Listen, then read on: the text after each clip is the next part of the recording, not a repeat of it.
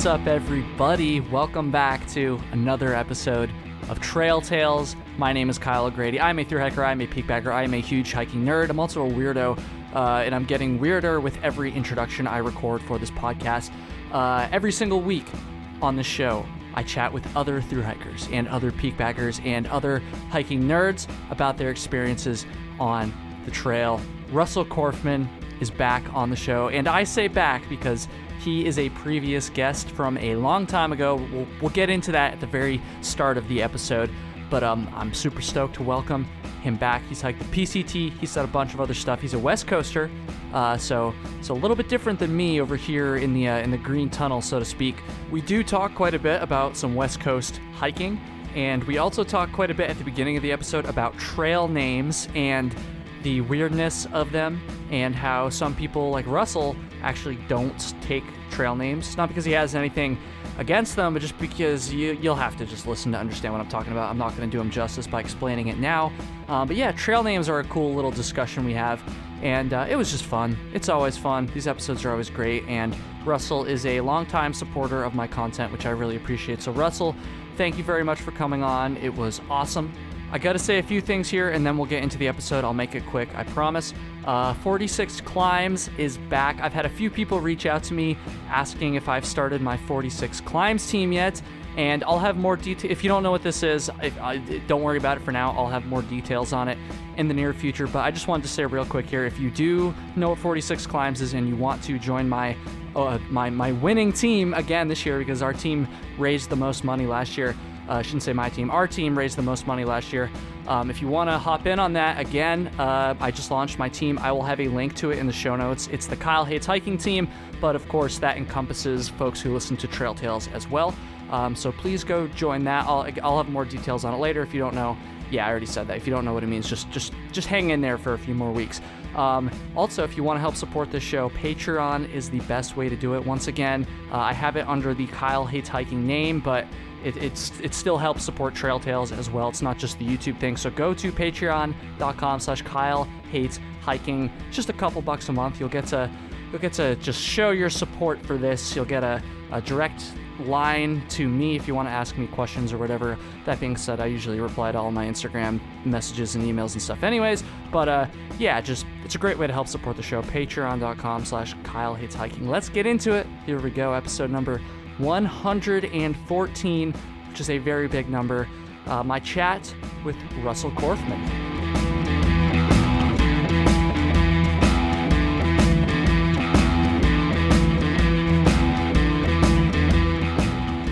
Episode number 114.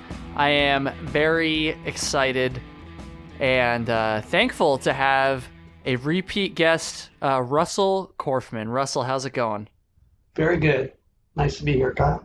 So, some of you, if you've been binging Trail Tales recently, and so you've been listening to like all the backlog of episodes, you might remember Russell. If you've just listened to all the episodes at any point in time, hopefully you remember Russell.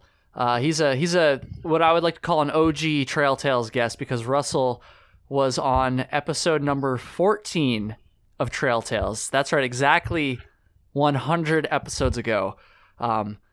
Way back. Pretty scary. I know. It is. It must have been, was it late 2018 at that point, or was it early 2019 at that point? I think we recorded in January. January 2019. Damn, that's crazy. Yeah. Well, Russell, welcome back. I also got to give a huge thank you and shout out to Russell, because he's been a longtime supporter of the show, not just in the fact that he was a guest and that he listens, but he was a Patreon supporter as well. Always super active on there, super engaged. Like, I know I see your comments on YouTube as well, Russell, and I appreciate all that support. And so honestly, it's awesome to have you back on here. And Russell's also hiked a lot of cool stuff, which we're gonna get into. But anyways, yeah, man, I just really appreciate you, all the support, for sticking around for so long. And just for coming back on. Yeah, I really appreciate it. Well, I've always enjoyed your show, and it's fun, different perspective for me, since I'm an older guy and you're a young guy. So for now, I'm young for now. I don't feel young anymore. I'm like 25. I guess it's kind of young still, but I don't know, man. How did you find trail tales? Because this was back before I even had the YouTube channel, and I know a lot of people that listen now, not all of them, but a lot of people that listen now found it because of my YouTube channel. So how, and because back then in January of 2019, I was getting probably like, I don't remember exactly, but I was probably getting like less than 100 or maybe around 100 downloads per episode. How did you find my show? Do you even remember? I saw it somewhere, but at that time I had just hiked the PCT, like finished that fall, and I was just kind of getting, mourning not being on the trail anymore and stuff. And I started looking at podcasts. I'd never really listened to podcasts before. Even while you were on the PCT? Yeah, I never listened to anything on the PCT. So, yeah, not even music or anything when I'm hiking. Wow, okay, interesting. Walk. Yeah. And I thought let's see what those are about. And I can't remember how I heard about yours, but maybe I just searched for it. Yeah, maybe you were just scrolling through or something. I feel like that's probably the way a lot of people found it back then. There wasn't a lot of hiking podcasts at the time. I mean, there was maybe a handful. It's a lot more now. Yeah. It's kind of crazy like how it's changed just in the past few years, because like there's definitely more podcasts. There was a decent amount of YouTube channels back then, but I feel like a lot of them were still relatively new around the time I started mine. And I don't know, it's definitely exploded. Even since I started YouTube, I feel like I haven't even been doing YouTube that long. I guess it's been like a year and a half now, but it's like, even since I first started, I feel like things have started to kind of change a little bit. I've noticed. I don't know. Yeah, it's interesting. There are definitely more. There's definitely more. The competition. A lot more people are vlogging their hikes and stuff like that. So. Yeah, it's interesting. So right before we started recording, everybody, I asked Russell to remind me of his trail name, and he told me he didn't have one, and that was, I don't know why. I've said this before. I think trail names are kind of goofy. I'm not hating on trail names, but sometimes they're a little over the top. But I was just surprised to hear that you hiked the PCT and you didn't. It sounds like you could have taken one, but you didn't take a trail name. Is that correct? Yeah, it is. So I was offered a couple, and maybe even 3 on the PCT. The first one, I liked the trail name, but I really didn't like the backstory, the reason for it. What was it? We got to go through them now, Russell. Yeah, I opened that up. So it was, what is it now? Microburst, yeah. That's kind of a cool name. That's a really cool one. Yeah, the actually. name was okay, but yeah, the story behind it is what's the story? Kind of embarrassing. So it's a poop story basically. This podcast is no stranger to those. Yeah, so it was early in the PCT, so I think day 7 or 8 or something. So basically there's this place called Mike's Place where you can go and get water and they cook beets and stuff like that. So I stopped there and stayed there for probably longer than I ought to have. And then left and we hiked up and camped on this saddle up on the ridge, and it was just blowing. The wind was just really blowing. And but I just set up cowboy camp and camped at night and stuff, and I was like afraid to get up and go pee or anything because it was so windy that I was afraid, my air mattress or quilt or pillow or whatever would just blow away. And so that morning, as has to happen when you go backpacking, I don't know why, the more nights you're out, the worse it gets. But I had to, had an emergency in the morning and I couldn't go run and take care of business because it was so windy. So by the time I secured everything and stuff and got out there, there was just a little, little microburst. Yeah. Holy shit. Literally. So then later on in the day, we hiked to this place called Mary's Place, and she's got a neat setup. You've probably seen it. There's like, in pictures, there's a picture of John Muir and Thoreau, and I forget the other man. pictures and some other things, and she's got like a little shower that she can use, like a outhouse shower. So I went in there and just cleaned up a little bit, and everybody kind of gave me a bad time about that. So yeah, that was I can understand why you didn't take that one. Yeah, I'm sure there's a lot of people out there that would have no shame at all and be like, fuck it, like, yeah, I'll take it. And then they would explain it for the rest of their hike and they wouldn't care. But if it were me, I probably wouldn't have taken that one. Or maybe I would have taken it and then just made up a story or some shit. Or just not offer it. Yeah. Or just like, yeah, I don't want to tell you. It's a secret. I think the main reason, though, is I guess I've been around so long. Some people consider their life on the trail, they're a different person. They're the trail person. And I don't separate myself or my existence as being different on the trail as opposed to anywhere else. So that interesting. You know, you're kind of right. I don't feel the need for a trail name because of that. I understand what you're saying. Yeah, I haven't really thought about it like that before, to be honest. But it is kind of that's an interesting thought because, man, my gears are just like spinning like crazy right now. I don't even know what I'm saying. It's like, what am I saying? Kyle, get it together here. Nar, get it together here. Yeah, there you go. I feel like both of you get it together. No, I feel like I'm not really like a different person, but for some reason, yeah, I still know what you mean. Like, so I don't know. I've always been weird about trail names. Maybe not always, but definitely on the AT towards the end. At the beginning, I was totally fine with it, but towards the end, and I've said this before, which I'm starting to realize that on every single episode of Trail Tales now, at some point I say I've said this before or I've said this in previous episodes. So drink every time I say that, everybody. But I don't know. By the end of the AT, I was getting kind of weird with trail names. I don't know what it is. Trail names they're interesting, but people fucking love trail names. Like people get so into it. For like sure. People just absolutely. I feel like maybe it's almost refreshing for a lot of people who, especially maybe early on in a thru hike, especially if it's their first one, they might just be like extra stoked. Like they got this fresh new name. It almost is like they're a fresh like new person, right? Like it.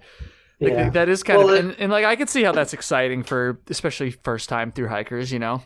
Exciting, and it can also be an affirmation that they are a real hiker now. Yeah. Oh, yeah. So, that's a great point.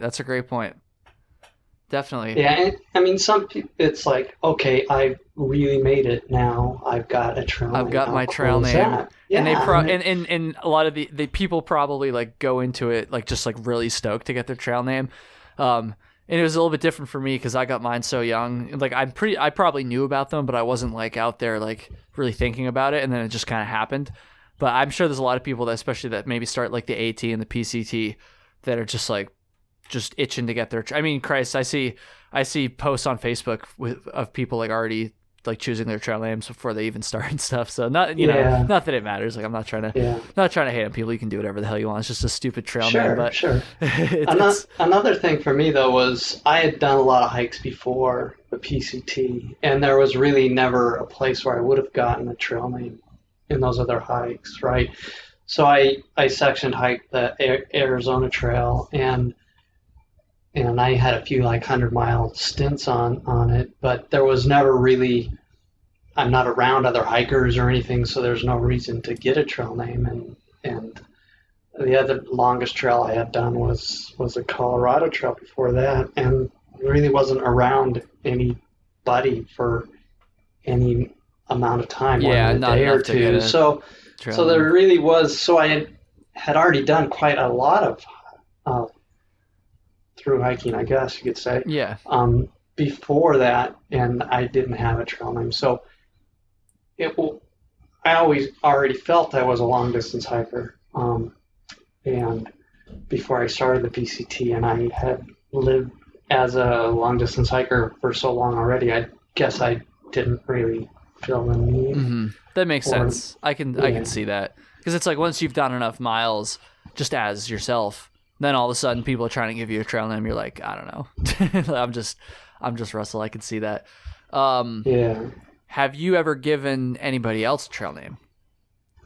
No, I haven't. Have you ever tried? No, it's just not a thing for me, I guess. And so yeah, I don't see people think, oh, what could their trail name be? Yeah, that's kind of weird, I guess. And I guess it's maybe because it's not an important thing to me, like just the other people. So I just don't think of that, you know. Yeah. Some people are just wired for that, like just for coming up with like creative and goofy names, or sometimes the situation is just so obvious that like that has to be a suggestion. But yeah, I'm not like going around just like constantly like, oh, like what can I name this person or whatever. I mean, there's some really good ones, and there's some really fitting trail names. You know, I hiked for the first good chunk of time on the PCT with a guy, and his trail name was Hillbilly, and he got it when he hiked the AT like 20 years earlier or something like that. But he's grew up in Chapel Hill, and his name's William, so Hillbilly is like perfect name for him, right? Yeah. Yeah. So and then there's just some other names that are really really good. And then there's the really common ones. What are some of the ones that like you hear all the time? I don't know, anything with bear. I feel like I've met a lot of like bear baits. Because like maybe they're like a bear got their food and then like I'm just thinking no offense if that's your trail name. On the Florida Trail, it'd be like gator bait or something. Gator bait, snake bait, fucking panther bait. There's panthers in southern Florida. I'm pretty sure. I don't know if they're near the Florida Trail, but yeah, I'm trying to think. I can't think of any of the other obvious ones, but like you know them when you hear them. Like a turtle. I feel like that's one I've heard a lot. And again, like no offense if this is your trail name. I'm not trying to... Well, depending on the shoes, you might get peanut. And... Yeah, something like that. But yeah, I don't. I'm trying to think if I've ever given somebody. I gave one of my close friends, my friend Dan. I gave him a trail name when we were like kids, not kids, but we were in high school. His mom called him a goober when he was like packing his backpack.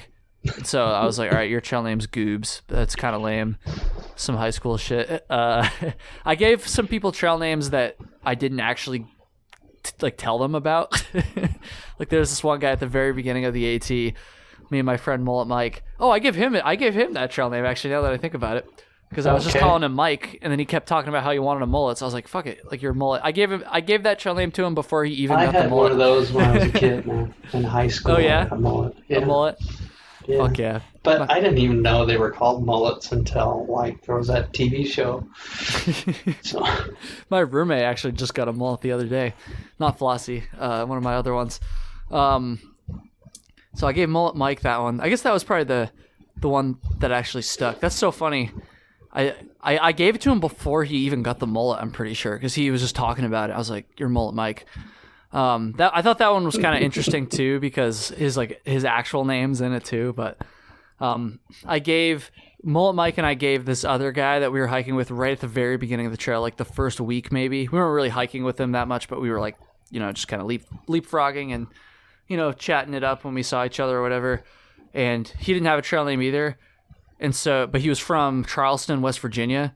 And so we just started calling him West Virginia. And then eventually I think we got ahead of him. And then eventually we heard that like he got an actual trail name, but it just felt wrong to me. I was like, nah, he's West Virginia. Like we should have made that as, I feel like he probably wouldn't have taken it, but if someone named me after my state, I don't know, maybe I would take it. West Virginia is a nice state. I like West Virginia. And then I've definitely just given people like, because I guess it's more of a nickname at that point. It's not even a trail name. Just right. Making fun of people kind of, so I won't go there. Oh geez. Well, Russell, now that we're like a couple minutes in here, more than a couple minutes in here, let's talk about some of the stuff you've done. Now we've kind of alluded to the PCT a little bit. Right. For those who might not have heard the last episode, 100 episodes ago, or maybe for those that just need a refresher, do you mind just like sharing some details about your PCT hike real quick? Like when you did it, how long it took you, direction, anything else significant about your hike, all that stuff? Okay, so I started May 4th in 2018 and went northbound. I grew up in Washington State, so it was like I was walking home. So that's the main reason I wanted to go northbound. I finished September 12th. So 132 days is what it took me. Yeah, I vlog daily on the hike too, which I'm really, really happy I did. Yeah. Because I like, and my videos are pretty short, so I like just, I've done it the last couple of years, and is just go back and watch the video so I can remember what I was doing that day. I know. I wish I had filmed, if anything, just for that exact reason. Yeah. I mean, I was never in it for a big following, and I didn't have a big following. And, but it was actually a really, really nice way for me to end the day, because I basically would go through the videos I had that I took that day and edit the video, and that was like the last thing I did every day. So I got to review each day. I feel like, sorry to cut you off, but I feel like I'm like having flashbacks from our last conversation now, where maybe I asked you about like the hassle of filming, or excuse me, the hassle of editing at the end of every day. Did I ask you about that? I can't remember. I feel like I might have asked you about that. I don't know. I was even thinking like today, it's like, should I have listened to that episode or not? I don't want to listen to that episode. I can't. I say this. Oh, there I go again. Drink. But I say this all the time. Like I can't stand those early episodes. We talked a lot about the PCT because you had a lot of questions about the PCT. So I know we talked a lot about that. I don't think we talked a lot about me doing the vlog. I think it was mentioned, but that's about it. But yeah, I just thought it was a good way to end the day. So it was never a burden, and I never took I mean, my videos are pretty rough, so it was never a huge effort to do it. And then it got real routine, after a while. I'd always kind of do the same thing. But yeah, so back to my hike. It was 2018. There wasn't a lot of snow or anything. Actually, I had I think a pretty perfect hike. I don't think it could have been any better. Nice. The weather was pretty good. There was only maybe a handful of days where it was raining. Yeah, so it went really good. I got off trail for 3 days in Dunsmuir because I was having a shin splint. So I took 3 days, 3 zeros in a row, and then I got up in Oregon, in Northern Oregon, to go to my 40th high school reunion. So, but yeah, the hike went really good. It was weird being away from my family that long. I bet. And my wife and I just celebrated our 30th anniversary. So, we were married 27 years at that point. And, so it was weird being away from her for that long and being away from my children. And my wife and daughter drove me out to the start and said goodbye there. And in my first video, she's like, "Phil, we walk away," and she goes, "See you in September," which is kind of funny. Yeah. So I didn't see her until I got back home, which was, mid-September. So, but yeah, things were perfect. Going up on top of summit at Whitney, and the weather was perfect that day, and it was real smoky through Oregon, so that was in Northern California, so that was the worst part of it. But it sounds like it wasn't too bad, huh? Yeah, I got to go straight through. That's good. Didn't have to skip anything in particular. I walked the whole way. There wasn't any places where I had to skip the trail because it was closed. And I know some people behind me were having that issue. I feel like it's pretty tough on the PCT in regards to that. Yeah. In regards to that, yeah. Yes. I remember one of our Patreon chats we had one time, you were mentioning how you were able to do the entire trail and how that is kind of, I don't want to say rare, but definitely not as easy to do on the PCT as it is on the AT just because of the fires and other West Coast stuff that will probably kill me when I try to do it. So have you spent very much time going back and watching your videos? Because I maybe I asked you this last time, but I feel like it was still pretty recently after you'd finished, so maybe you hadn't had a chance or had the desire to go back yet and watch what some of the videos you made. But do you do that often? Do you reminisce on those often? Because I really wish I had like videos of my hike like that beyond just a couple Instagram stories. Yeah, what I do is, so I haven't done it today, but I go and I watch this day. That's so cool. Video. Yes. From that day in my hike. So you get to literally relive like every day of your hike almost in real time, I guess. That's so cool. It's kind of getting to the point like, oh God, am I just reliving my glory days now? You know? Oh God, it wasn't that long ago. Yeah, but I need to get another hike in, so I don't know which one to watch. So it's like, right. And then you can watch 2 a day from 2 different. You can relive both hikes. But I seem to recall you saying you're never going to do the AT or something like that, or maybe not that you're never going to do it, but that you don't really have much of a desire to do it. Is that true?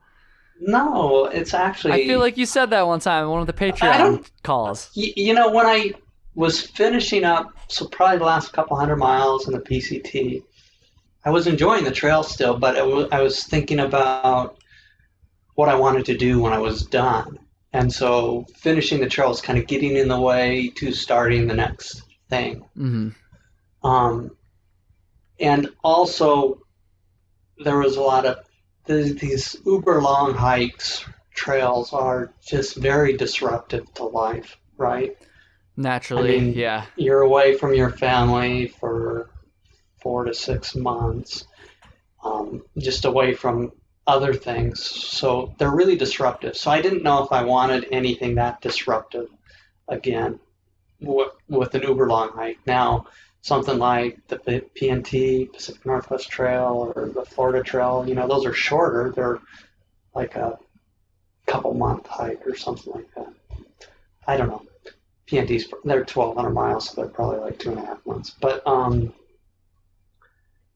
so I was kind of thinking that, but now it's like, I'd really like to do that. And I'd really like to do the Continental Divide Trail, and I don't know. And my wife said she might be up for doing like the AT, but I don't think she'd want to do the CDT. Mm-hmm. It's a rough one. From what it looks like. Yeah, I don't actually know, but it looks rough. I've been watching IBTAT's videos, and it looks rough. He seems to be in a better mood this time, so. You think so? I haven't really watched. I've watched a little bit of his PCT ones. I haven't really watched any of his AT ones because that was back when I was on the AT. Yeah, but his PCT ones, he got in a bad mood. But I think you're watching him. You're watching him right now though with the CDT ones. Yeah. Yes, let's go. He's had some shin splint issues. Yeah. But his PCT, I think his ankle was just hurting him so bad. He was just kind of always in a bad mood. Now I haven't talked to him. Right. I don't know, that was my impression. I mean, kudos for him for perseverance, for sure. Oh, yeah. I mean, Christ, he's the kind of guy where like the only way he would stop hiking is if he literally could not physically hike. So, yeah, that's kind of... I haven't really followed a thru hiking vlogger like in real time ever, honestly, until this year. I've been following Taylor... And then I've been following IBTAT's CDT ones, and they've been really, I think, of course I've had them on the show like a bunch of times, and stuff like that. And like to think we're friendly with each other. So, I've got like that bias, obviously, but even if I did know him, like I really like IBTAT's videos. They're very well made. They're super entertaining. I love the swearing and the goofiness and stuff like that. So I'm all about IBTAT's videos. And plus, he's just a badass hiker too. On those. Oh yeah. They're just carrying a freaking drone. I think he said. Yeah. He's got like drone shots. Like that's crazy. Yeah, that's some next level shit. I wonder if he'll. I'm not trying to doubt him, but I wonder if he'll carry the drone the entire way. We'll see. But yeah, it looked like he was kind of having some trouble at first. Well, he's got the because shin splint the problems, shin. but It's also. yeah, he just seems in a better mood, happier. I don't know. See, I don't have that perspective because I haven't watched enough of the PCT ones to know. So that's good to hear, I guess. And maybe it was the latter half because it was. Yeah. I know his ankle was really bothering him. Well, shit, it couldn't have been that bad if he's still back out there. Maybe I'll have to go back and watch some of those PCT ones too. I'm gonna have to do that. Can we talk about the Tahoe Rim Trail for a few minutes here, Russell? Yeah. So people probably know by now. It's been mentioned on the show before. Drink. That Flossie and I want to do the Tahoe Rim Trail this year. I should be able to get the time off. Flossie hopefully will get the time off. He's still working on it. It might be a little bit more tricky for him, but he's still going to try to do it. But I'm going to try to do it. And I'm pretty committed. I haven't booked anything yet, but I probably should soon. I'm pretty committed. I'm sold on the idea anyway. So it's a great trail. So you've hiked it, yeah. So Russell's hiked it, everybody. We're gonna talk about that. I guess just real quick, maybe just a couple sentences on what the trail is exactly. Can you just kind of explain, just a refresher for those who might have forgotten or missed the other episodes where I talked about it? Sure. Yeah, it's a loop around Lake Tahoe. It's I think 173 miles. Yeah, maybe? Something like that. Yeah, 170. And it's basically on the rim, so it goes through the mountains all the way around Lake Tahoe. So it's in Nevada and California. It's I started it Labor Day weekend. I drove, I think, Friday out of my. I drove out there from Phoenix. I live in Phoenix, so I started hiking it. I think that's Labor Day weekend Saturday. I got there at the end of the day and I walked, 3 miles onto the trail. So I wouldn't have to pay for a hotel or anything like that. And I think I took like 9 more days after that, 3 miles. So which is, 18 miles a day. I do a lot of geocaching, so I found a lot of geocaches along the way, which slows you down a lot. If you look for a cache for 10 minutes, you've lost a half a mile of walking. So, so you could do it easily in 10 days, easy. So the terrain isn't like too bad then? No. No, it's pretty. Get up. I think the highest is a little over 10,000 feet. Okay. And it goes through the skiers. There's lots of ski areas around Lake Tahoe, like Heavenly Valley and Squaw Valley. I don't remember the names of them. But you go past a couple of them. You don't go by Heavenly. That's a little... You do on the PCT, but that's just north of the Tahoe Rim Trail. Gotcha. So I think 50 miles of the Tahoe Rim Trail is shared with the PCT. Mm-hmm. So normally people tend to do the Tahoe Rim Trail clockwise, and I went counterclockwise. Ooh, okay. And I did that because that would make me go southbound on the PCT. And I was hoping to go north on the PCT, so I wanted a different view for that 50 miles. Yeah, interesting. Okay, I like that. Switch it up a little bit. Yeah, so I don't know. People say it's easier. I have no idea why it's easier. You start and finish in the same spot. So yeah, right. I don't follow that. The east side of the lake is drier. It's the Nevada side. So it's drier. So the water carries are a little longer. And when I went, it was September, so it was pretty dusty and stuff. Mm-hmm. Real dusty trail. It's shared with mountain bikes, at least the parts that aren't in wilderness areas. So there's areas with lots of mountain bikes, and there was some mountain bike event. So it's like the first real day I'm hiking, there was like 100 mountain bikes going by, which doesn't bother me. I used to race bicycles forever, so I don't care if people ride their bikes. Mm-hmm. Yeah, that's something I'm not used to, is seeing bikers on the trail. So that'll be interesting. You're a good person to ask this question to. Do you think, I mean, besides the fact that it is part of the PCT for part of it, do you think the Tahoe Rim Trail would be a good warm-up for the PCT in terms, especially for someone who's never hiked in West Coast terrain before? Yeah, I think so. It's just really a good hike for people who want to start getting into long distance hiking, maybe, because it's not super long, right? You can do it. Most people do it in 2 weeks or less, right? So it's a good length. You have enough time to decide if you like being on the trail for more than a week. I mean, you can do it in less than a week, but if you do it in less than a week, you probably already know you like hiking. But yeah, I think so. It's got a lot of the terrain.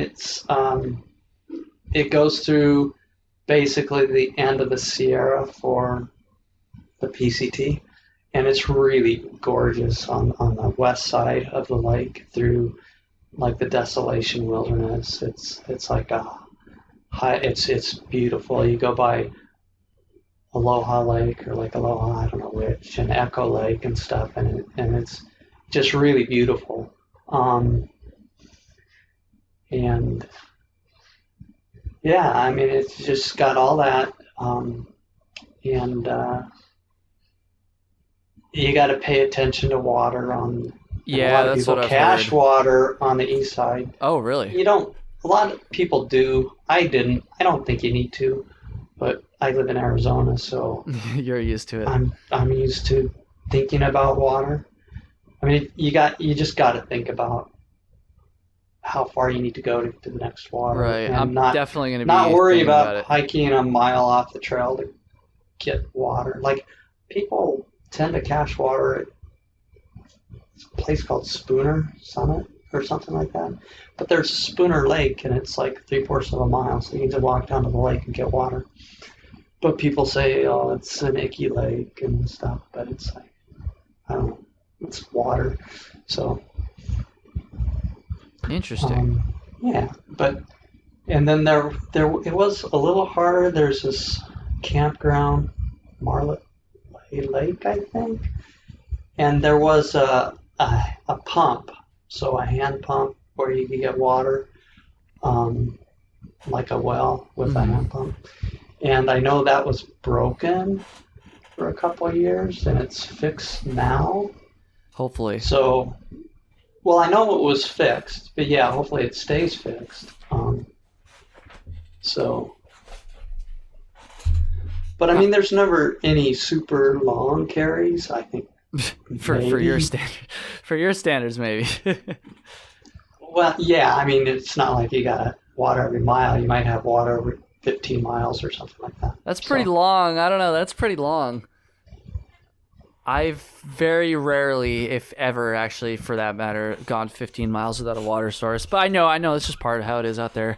How about camping? So one unique thing, I'm pretty sure I'll get this right. I don't know, maybe it's different. It was different in 2016. But it seems like a lot of trails, they say like, oh, you have to camp 200 feet or X amount of feet away from the trail. But on the Tahoe Rim Trail, isn't it like you can camp pretty much anywhere that's not marked as like no camping as long as it's within like 200 or 300 feet of the trail? Is that correct? I just camp wherever. Yeah, I'm pretty sure that's the way it is, which I thought was kind of unique because that's something I hadn't really seen before on other trails. Yeah, it's kind of the opposite of what it usually is. I didn't ever worry about it. It was easy to find places to camp throughout. I will go off trail a ways to find a place to camp. I know, like my last night on the TRT, I probably was a quarter mile off the trail because I went down this hill and it took me a while to find some level ground. And also it was really windy, and so I wanted to get down to where it wasn't so windy, so I was in the trees protected for the wind. So I had a pretty good night, and then I remember the next day I saw somebody and they had a terrible night. Oh, no, they get blown ridge around or something, and yeah. Ooh, shit. So so I pay pretty close attention to how I set camp up, and I rarely ever camp where there's water. I usually always dry camp. So when I was on the TRT, I think there was one night I camped where there was water nearby. Mm-hmm. And I actually camped in the same spot when I did the PCT. Oh, nice. And that was by Dick's Lake. So, and Dick's Lake is below Dick's Pass, which is the other big pass on the TRT. So, how about all right, so this might be kind of a dumb question, especially for people who have hiked out west before, but here on the East Coast, it's pretty rare, not impossible, but pretty rare that you get a campsite that has like a view, like a nice view, you know, like a nice overlook where you can see like far off into the distance. Were you able to have campsites on the Tahoe Rim Trail? Because I've never been there before. I've never been to California or Nevada for that matter. Actually, I went to Nevada when I was a kid, but not that area anyways. Do you get to like camp in a lot of places that have like nice views and stuff? Yeah, you can for sure. Is that common? Do people do that, or is there something I'm overlooking? I think a lot of people do, and I, like I say, I might avoid that because of if it's on a ridge, it might get windy, then you might get a trail line like microburst or something like that. But yeah, I know I did one night for sure. I had a pretty nice view. It was my second night, third night. So, and it was above Mount Rose trailhead, and it wasn't very far up. So there's this campground, and you can pay to stay at the campground, and I wasn't having anything to do with that. But I got water there, and then I walked up a mile up this hill and camped up top, and there was some places to camp, and that was actually on Gut Hook. I think it said there was places to camp there. They had a Gut Hook for it all the way back in 2016. Yeah, and yeah, that was funny because I think it said there was like enough room for 2 places, and there was enough room for lots more. I mean, it was a big area, and so that had really good views of Lake Tahoe, and maybe even out towards Reno or Nevada City, maybe Nevada City. So nice. Yeah. Nice. So they're out there. I never try for that. I tend to just walk until it's time to get it dark and then look for a place to camp. Yeah. So that's just interesting because I feel like that's harder to do, like on the AT, for instance. Not impossible, but a lot of the time, like you have, like, if you just if you just walk until like you decide you want to stop and then you start looking for a spot, you might be looking for a while still. So I feel like maybe I'm wrong because again I haven't hiked out west, but I just feel like a lot of the time you kind of have to plan it out a little bit more. Like the concept of just not knowing where I'm going to camp as I start my day's hike, that kind of stresses me out a little bit. Maybe that's something I'll have to get used to on the PCT. It does sound a little bit freeing, I guess you could say. I don't know. I know on the PCT I would like look at Gut Hook in the morning and say, okay, how far is 25 miles? What's there? So I'm looking, well, what's around 25 miles? Oh, it looks like I need to go 27 miles to get to a place that looks kind of level and where there's a reasonable place to probably camp. I mean, just looking at the topo map and stuff. So I kind of, okay, I got to shoot for this kind of mileage. So, I mean, there was that level of planning. It's like, okay, if like 25 to 30 miles is on the side of this ridge, you know, and there's no way you're going to be able to camp because you're on the side of a hill.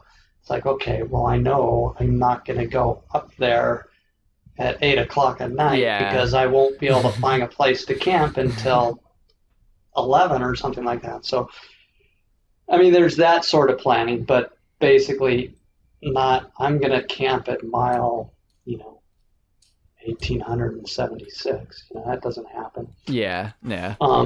And I'll also look, okay, this part of the trail is on the side of a hill, but if I go up the trail at this point, and I can probably get like tenth of a mile to a couple tenths of a mile off, it's level up there, so maybe I'll go up there and look for a place to camp. And I did that quite a bit. And then you get in some places, and I think, well, if something happens to me, nobody will ever find me. That's no good. Do you have any general or specific, I guess, words of wisdom for me specifically when I for the TRT? For the TRT, yeah. Okay. Anything at all? Any places? Any recommendations about anything? Anything like that? Yeah, I started off of what is it called? It just trailhead off of South Lake Tahoe, and shoot, I'm sorry, I can't remember the name of it. But it's something north, I think, or maybe south. But it's like in a parking lot for a ski area, and there's a ski lift right where I park, so there's good parking there, though you probably won't do that. And I basically there's Tahoe City, which is on the other side, the north side of the lake. Yeah. And you just walk into Tahoe City, so I just resupplied the one place. So basically, walk into Tahoe City, I sent a box, so I didn't have to go shop or anything like that. And resupplied there, and so it's just the one resupply for the whole hike. So that's a big thing. I think some people try to make it so they resupply 3 times or something, and to me that would be it. So they'll start, say, at Echo Lake or something like that, which makes it where you're kind of too close to Tahoe City or South Lake Tahoe to resupply, but you're too far to go to, 3/4 of the way around the lake. Yeah. So I would start at either Tahoe City, which you'd probably fly in from Reno's. Yeah. Actually, I think the way you get there, it's probably the same to go to either Tahoe City or South Lake Tahoe. It's just the highways you take. So I don't know if it's much different. So I'd start at one or the other of those two, and then you only have to deal with one resupply. Yeah, that would be nice. And it's probably easier to resupply in Tahoe City because it's a smaller place. It's not spread out as much. It's closer to the trail. So if you just wanted to walk into Tahoe City, that's easier. It's not easy to walk into South Lake Tahoe. You could probably get buses or an Uber or something like that, but it's probably more of an effort to resupply in South Lake Tahoe. Here's a question for you. I've heard mixed answers on this. I feel like bear canisters. Did you bring a bear canister? No, Because I feel I heard somewhere that they said you had to, but then I'm hearing people say they didn't. So I don't know. At this point in time, you don't need to carry a bear canister on the Tahoe Rim Trail. I guess there's been bear issues in the Desolation Wilderness, mostly I think by Lake Aloha. But I just sleep with my food, so I wouldn't worry about it. Bold move admitting that to the internet. Well, I cowboy camp, and I sleep with my food in general. The only time I don't is if there's a lot of mice, so I'll just hang it in a bush so it's off the ground so the mice can't get to it. But if a bear's going to see me, and they'll run away. They're not going to come next to me to get my food. Hopefully. If I'm in a tent, it's a different thing, but I'm cowboy camping. Yeah. I put my tarp up once on the TRT. Oh, wow. Maybe I'll have to try some cowboy camping then. Shit. Yeah. We'll see. I mean, you don't have to worry about ticks, really. That's nice. I mean, I don't think I'd ever want to cowboy camp. Over in your part of the country. It's probably too wet a lot of the time, too, honestly. That's what scares me about to East Coast is like ticks and the weather. Yeah, I know. Let's see. We got a few minutes here. How about we just I want to hear you briefly talk about this Black Canyon Trail, because I think I mentioned that on the last Baker episode or something.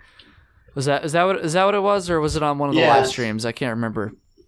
I think it was I mentioned it on one of our the Patreon calls, yeah. And then you mentioned it, with Baker. Okay, it was with Baker is what I was thinking of. Yeah. So what is the Black Canyon Trail? So it's a national recreation trail. It basically follows... The Black Canyon Trail originally was like used by sheep herders, taking their sheep up north or back south in Arizona. So like from the lower elevations up to Flagstaff in the spring or summer. And I think it might have been, some of it was a stagecoach route. So there's a place on it where you can actually see the ruts in the road from the stagecoach wheels. Interesting.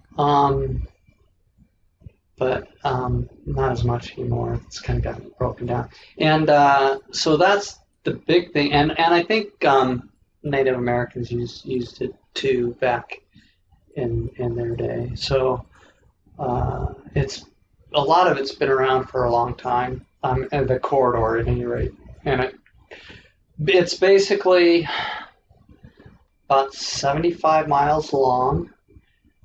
There's 3 loops in it, so you can add a little more miles. Each loop's like about 3 miles, and I think the newest loop in the northernmost part of it is maybe 10 miles. Okay.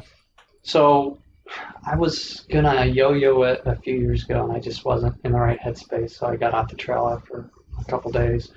But when I yo-yo it, I'll take like one side of the loop on the way out and the other side on the way down. And so it's about 75 miles long. If you did an out and back with the different parts of the loop, it'd probably be 75 miles and 85 miles or something. So, it basically starts just on the north end of Phoenix and goes up kind of north. It follows the I-17, Interstate 17 corridor. Okay. So it's pretty easy to hop on and off the trail. I've through hiked it twice, and I went to yo-yo at the one time and got off trail, and then I also I had the fastest known time on the trail, but it's not fast by any means. Then what was it? It was like a little over 2 days and 7 hours and something like that. I mean, I did like 30 miles the first day, 29 miles the second day, and finished up the next day. So, but nobody's done the whole trail. I mean, they have a foot race on it, but it doesn't cover the whole trail. And, okay. I mean, it's something anybody could do. I did that just to kind of get some exposure about the trail. So I did that so I could put it on the FKT website. Nice. But yeah, it's not fast. Most anybody could go faster. Has someone broken it since? I don't think anybody's even tried. What? You that's pretty cool, dude. You shit, well, maybe somebody will now. Maybe. So but yeah, so when I do it, I can hike from the start of it all the way to my house, and I just have a little bit of roads like for a mile. Oh, nice. That's so cool. Yeah. So when the trail ends, then it's like 8 miles from the end of the trail to my house, and most all that's on dirt. And then I just get in a park north of me that I hike on all the time, and do that and get home. So, but basically, I'll just go and stash some water on the way out and have like my daughter or son drive me out there. And so I'll stash water on the way, and they'll drop me off, and then I walk home. Nice. And, yeah. That's the way to do it. Well, you're pretty lucky to have that in your backyard then, as is anybody who lives close to a trail like that, myself included. Yeah. It's a good trail. It'd be really good for winter hiking. I mean, the first time I did it through hike, we did it over like New Year's Eve. So we started like December 30th and finished up, I think, January 1st. So nice. There's some natural water sources, so you got to hike like 23 miles between water sources. So you start out in the north end, and there's some water. There's basically a cattle tank, a trough. There's a big tank and a well, and it's a windmill, so it fills that up, and you can get water there like right near the start. And then I think 23 miles later, you get to another windmill and place where you can get water, and then another.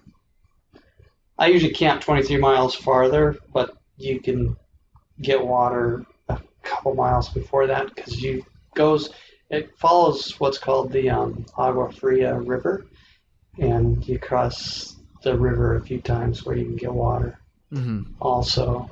And then I stash water at this other campground, which is like 20, so it's like 23 miles and 23 miles and 23 miles and then home. So yeah, nice. Well, Russell, we're getting towards the end here. I'm gonna make you tell another story though. I don't always make the repeat guests tell stories, but I'm gonna make you tell a story. I made Frozen tell a repeat story, so I'm gonna make you do it too. Or excuse me, I made Frozen a repeat guest tell another story. So yeah, okay. You don't have to tell the same story. A different story would be great. And it sounds like you have one from a long time ago that involves a bear. Yeah. Yeah. So I was probably like 16. So this was in Boy Scouts. I went on a 50-mile hike with a friend of mine's Boy Scout troop into the Olympics up in Washington. So it was in Olympic National Park. Mm-hmm. And so one day we hiked and we camped kind of below this cliff, and there's a bunch of scurry at the bottom of the cliff and stuff. And we were running around on that.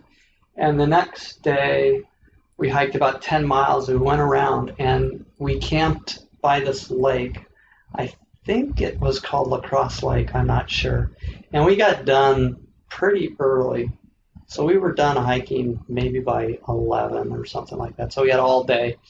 And it was warm, and there was all these flies. I just remember sitting on our foam pads, and I had a little like hand towel. And I just remember taking the towel over my back and then down and whacking the flies on my left leg, and then over my other shoulder, and then down and whacking the flies on my other leg. And they were the slowest flies in the world. So we basically had these piles of dead flies besides us. Anyway, we got tired of doing that, so we decided to go hike up this hill. So La Crosse Lake was at the bottom of this big bowl. Okay. So it's this huge bowl. So we decided to hike up to the rim of the bowl and see what was on the other side. And while we're hiking up this bowl, there was like a river or creek flowing down it, or maybe there wasn't. I don't know if there was water in it or not. But anyway, there's like a creek. And on the other side of the creek, there was a couple bears walking up too. And so we're walking up, and then there's these bears walking up. And but they were a few hundred yards away. We weren't too worried about them. We got to the top, and so Washington's pretty green. There's lots of grass and stuff like that. And we get up on the rim, and the first thing we did was look down the other side, which was interesting because that was right where we camped the night before. Yeah. So we were only like a half a mile from where we camped the night before, where we had to hike like 8 or 10 miles to get where we were, just to go around this cliff face thing. But the really eerie, it was really eerie and spooky, was there was these trees and there's no grass whatsoever at the base of the trees, and the trees are all scraped and there's bear hair all in the trees. So the bears are just living there, so much so that there's, no grass on the ground or anything. And we were just like, this is not a good place to be. Yeah, probably not. Yeah, so we didn't stay up there too long. We went back down. And so then we basically hung out, and I think a ranger came by and he told us there's a bear wire, so we had a place to hang our food. And we just watched the bears the rest of the day going along that thing. So there was tons of bears there. And but it was just so eerie being where they're living. It sounds not where they're walking past, but where they're living. So well, you were probably like pretty okay with bears after that experience. Then you're like, it can't be like quite as eerie after that. So. I've never really seen them like that since. I've seen a bear hiking in Arizona a couple times, and then I saw one on the PCT. But really, it's just seeing their ass end as they run away. Yeah. So. Yeah. Yeah. Well, shit. You made it out. I'm glad. Russell, dude, thank you for doing this again. Thank you for all the support over the past few years, which is crazy to say, honestly. Yeah, dude, I appreciate you coming on here. So thank you. Thank you very much. Yeah, it's been really enjoyable. So it's fun to talk trail. I don't get to do that as often as I'd like anymore. Yeah. Do you want to plug anything, like any social media or your vlog or anything like that? Yeah, I'm not doing much on them. Lately, I think my last video I did was a couple years ago, a year and a half ago. My YouTube is Russell in the Bush. Russell in the Bush. Yeah. And probably the best way is to search PCT 2018 Russell to find it, because I don't know, there's probably a whole bunch of Russell in the bushes. And then my Instagram, which I've been mostly riding motorcycles lately, so there's not a whole lot of hiking on there, kind of back and forth. But it's my last name, first initial last name, so it's R. Corfman, Corfman. So nice. Everybody go follow him. Go watch some of his videos. And that's going to do it. Thank you, Russell. Thank you to everybody listening. And have a good one. Hike on, man. Hike on. I like it.